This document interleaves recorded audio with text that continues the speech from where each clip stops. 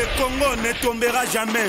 La monnaie commune, j'ai dit au Mali, le Mali a déjà essayé sa monnaie.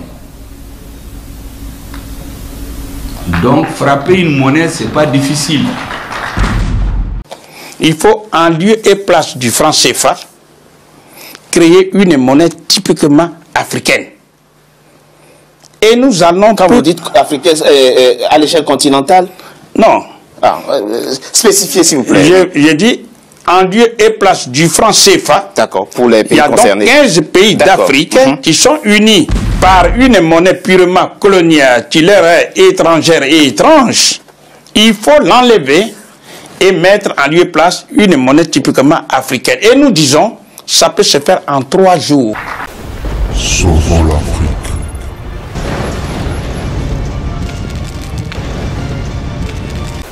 Sauvons l'Afrique. Mesdames et messieurs, bonjour, je crois que vous allez tellement bien, je suis tellement content de vous revoir encore en séjour. Je présente mes salutations à tout le peuple, à tous les peuples, j'allais dire africains, ceux qui sont en train de lutter nuit et jour pour le changement d'Afrique. Donc la patrie ou la mort, nous vaincrons. Mesdames et messieurs, je voudrais vous proposer une vidéo qui m'a vraiment touché d'un ministre malien.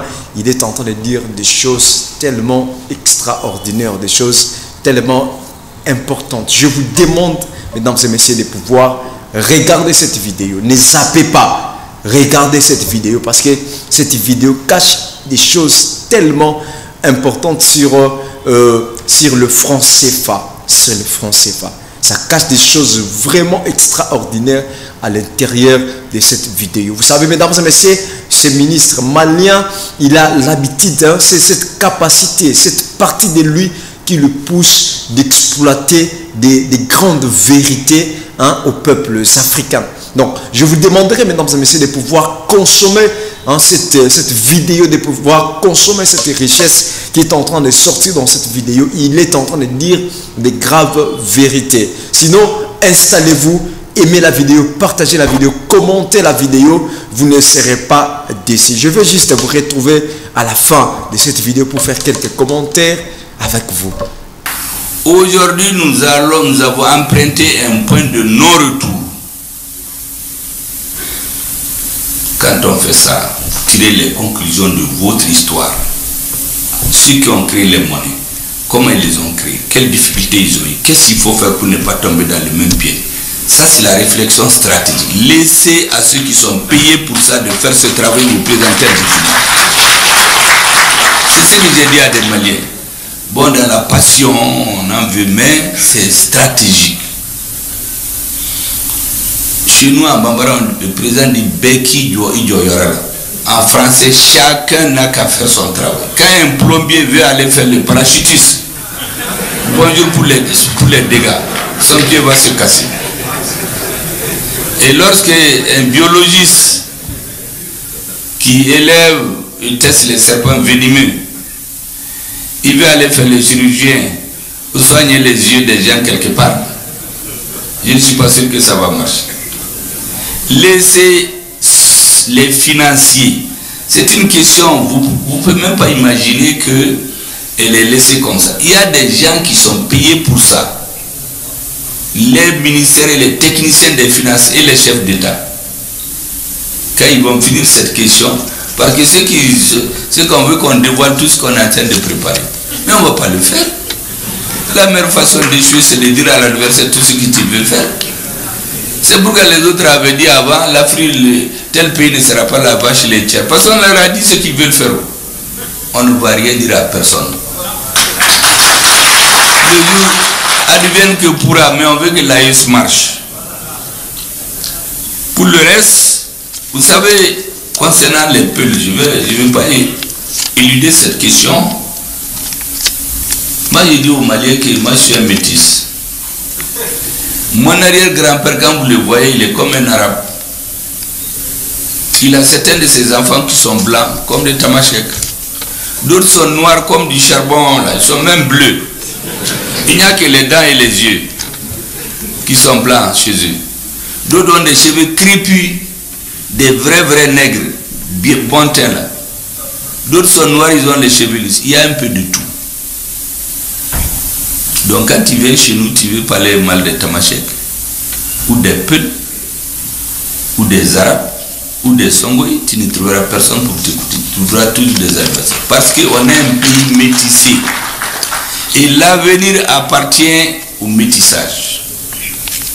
Maintenant, qu'est-ce que ceux qui veulent détruire nos États ont fait? À chaque étape de la colonisation, ils choisissent un thème. La communauté peul, c'est la plus nombreuse en Afrique. Elle va géographiquement du Cameroun jusqu'au Sénégal. Quand tu touches à un peu, les chefs d'État qui ne sont pas instruits, les jeunes peuples qui ne sont pas instruits, ils se mettent tous là-dedans. Avec la pauvreté. Moi, j'ai écouté des interviews du président Ibrahim Traoré, où quand ils étaient au front, ils marchaient des villages entiers, il n'y avait rien. Les populations là, si quelqu'un vient, il leur distribue de l'argent en douce, il leur dit que ceux-ci sont vos ennemis, on va transformer leur idée. Il y a beaucoup de jeunes peuples qui sont dans le terrorisme, ils ne savent même pas pourquoi. Moi, j'ai vu des présidents en Afrique qui se sont mis parce qu'ils sont peuples à quitter le Burkina. Mais il y a un compatriote, je lui ai dit de lui poser la question, est-ce qu'il a des preuves? Vous savez ce qu'il nous dit, que lui l'a vu dans les réseaux sociaux. Mais ça, c'est quoi ça? Un président qui accuse un autre État à partir de ce qu'il a vu dans les réseaux sociaux, parce que lui, il est peul. C'est fait exprès pour qu'on tombe là. Quand les colonisateurs sont venus, ils ont eu toutes les difficultés avec les peuls. C'est des gens guerriers qui n'acceptent pas la soumission. Les colonisateurs pendant 70 ans n'ont jamais eu la paix avec les peuples. Donc ils se sont dit, inoculons le venin. Parce que le sang, quand tu coûtes, c'est du venin. Les peuples du Mali qui ont vécu avec les Dogons pendant plus de 1000 ans, ils se sont mis à les tuer. Au début, vous savez ce qu'ils faisaient? On tuait les chefs religieux peuls et les chefs de village. 2015, 2016. Les premiers mois ont fui, ils sont allés au Burkina. L'étape suivante. Donc quand tous les peuples ont commencé à prendre peur, on va travailler le cerveau des jeunes, que c'est leur affaire. Maintenant ils viennent, ils mettent le feu, ils tuent les Dogons, ils courent pour aller se cacher dans les hameaux peuls. Le Dogon dont on a tué le père est convaincu que c'est le peul qui tue son père. Eux aussi ils s'organisent, ils tombent sur des peuls, ils les tuent. Une fois que le sang coule, c'est du poison. Et ce monsieur qui dit qu'il est peul, ça s'étend jusqu'au Cameroun, jusqu'en Afrique. Tous les chefs d'État d'origine peul se mêlent là-dedans. On a fait une affaire d'une communauté. En fait, c'est pour embraser l'Afrique. Des jeunes bergers peuls sont embobinés là-dedans. Dans l'EIGS, on les voit derrière leurs animaux. Il y a des ONG dont leur rôle, c'est de faire des enveloppes et les distribuer dans les nord du Mali et du Niger. Tous les mois, il y a des gens qui ne travaillent même pas. Ils ont tous les mois des enveloppes. On vient les voir. Ils vont voir des bergers qui n'ont rien. Ils leur donnent un peu d'argent, des armes. Ils recrutent d'un pays à l'autre. Comment vous pouvez comprendre cette histoire-là du Cameroun jusqu'au Sénégal? Les peuples. Donc les gens par solidarité, les intellectuels, les avocats, les bergers, tout le monde rentre là-dedans. Ils disent qu'ils défendent leur communauté. Mais les autres aussi se défendent. Et dans l'armée, j'ai dit, quand vous êtes votre maison en train de brûler, vous n'allez pas vous demander qui a mis le feu. Vous désignez le feu d'abord. Quand le feu est éteint, en ce moment, vous allez demander. Quand le pays est en guerre, c'est très facile d'accuser. Voilà, mesdames et messieurs, je crois que vous avez bien suivi cette vidéo de ces ministres français, de ces ministres maliens, excusez-moi. Il a, comme je disais au début de la vidéo, il a une partie de lui qui lui pousse d'exposer des vérités aux peuples africains. Je demanderai à tout le peuple malien de pouvoir soutenir ces gouvernements, leurs dirigeants qui ont une pensée de faire évoluer le Mali. Cette pensée de faire évoluer le Mali, de faire donner de la valeur Hein, les Maliens qui étaient autrefois négligés, abandonnés, sous-estimés, actuellement, le Mali est en train de récupérer sa couleur, est en train de récupérer sa valeur par rapport à ces grands hommes, ces grands visionnaires, hein, ces grands visionnaires militaires qui ont la pensée de pouvoir faire avancer les Mali. Je demanderai à tout le peuple malien de pouvoir soutenir leurs dirigeants actuels parce qu'il y a des grandes choses qui se préparent déjà pour le changement du Mali. Mesdames et messieurs, je vous demanderai simplement de pouvoir être ensemble, de soutenir votre président, de soutenir votre chef. Moi, je ne sais pas, est-ce que vous êtes en train de penser pour l'élection au Mali? Moi, personnellement, je serais de même avis, de même avis avec Madame Nathalie Yamb, de ne pas organiser les élections, mais pendant 10 ans. C'est la meilleure chose à faire. Vous savez, mesdames et messieurs, moi, je ne suis pas pour les dictateurs. Je ne suis pas pour les dictateurs, je ne suis pas pour la dictature. Je ne suis pas dans ces choses-là. Mais faisons un peu un tour au Congo, Congo-Kinshasa. Lorsque le fait Mobutu Sese Seko, il avait pris le temps de dire au pouvoir. Vous avez vu comment le Congo était digne. Tout le peuple congolais à l'époque c'était belge, après c'était devenu Congo. À l'époque c'était Congo belge, après c'était devenu Congo.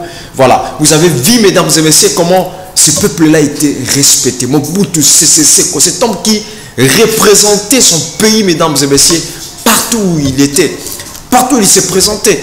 Il est arrivé un jour, il devait récupérer les corps de son ami qui était tué au Rwanda. Il a envoyé seulement les commandos. Vous savez, mesdames et messieurs, les commandos avaient frappé fort. Pourquoi? Parce que cet homme, premièrement, il avait dirigé au pouvoir et deuxièmement, il avait donné de la valeur à son peuple, à son pays.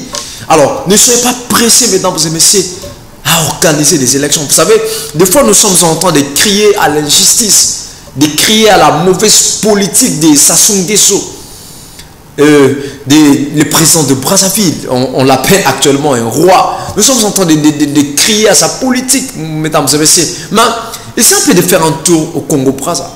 Qu'est-ce que vous allez remarquer? Vous allez remarquer, le peuple là sont respectés. L'air armé est respecté.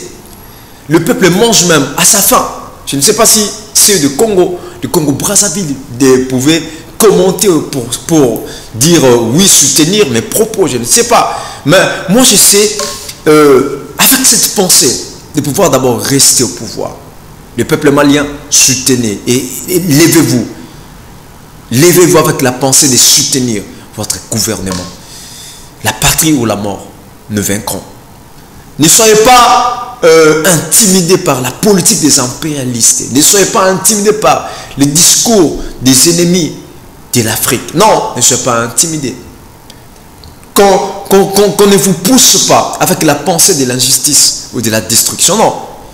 Soutenez, essayez un peu de soutenir votre gouvernement.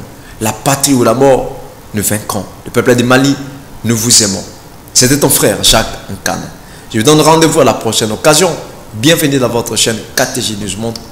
Continuez à aimer, à commenter nos éléments et les scènes ne manquera pas de vous faire du bien. À la prochaine occasion. Merci. Le Congo ne tombera jamais.